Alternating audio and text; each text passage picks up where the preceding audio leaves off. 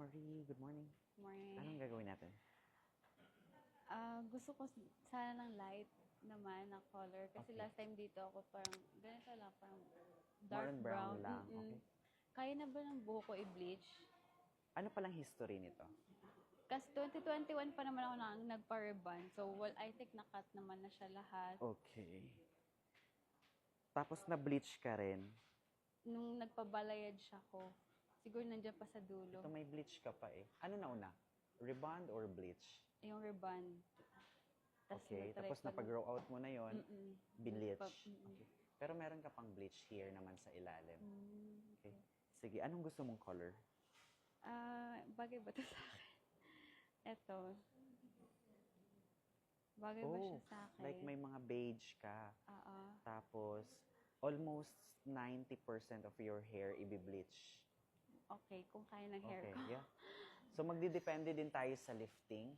Mhm. Especially here lang, baka yung rubberize. Kasi nga may old bleach siya. Yeah, pagbasa, no? Super rubber.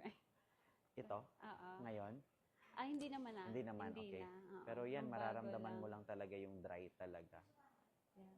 Kung Okay. kaya ng hair ko. Yeah. Kung hanggang saan kaya ng strand ng hair mo. Mm-mm. Pero kung hindi niya kaya i-light ng mas lighter, mag-a-adjust ako ng color. Okay. Ha? Sige. Okay, maybe dark ng konti. Mm-mm. Okay, Pero closer maganda dyan. kasi parang soft brown dito. Parang dark kasi. Yeah, may soft, tapos may alternate na light Oo. ash. Light ash beige. Yung basta babagay sa akin. Yeah, okay po. Kaya na pala. Thank Sige. you. Sige, parade ko lang ha. Maybe shampoo first muna. Okay. Okay. Yan, kamusta yung color? Okay lang po. Super. Nice. Yeah, Ah. ganda. Thank Si ate, you. thank you ate. Yan. Thank you po. Thank you so much. So, yung mga aftercare, alam mo na. Yes. Okay. So, Thank yung you. ganun din. Yung mga ganyan-ganyan. Yan. Ang arte. Ang yung arte-arte lang.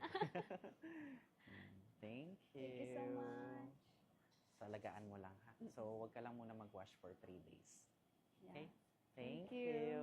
Go, Pam.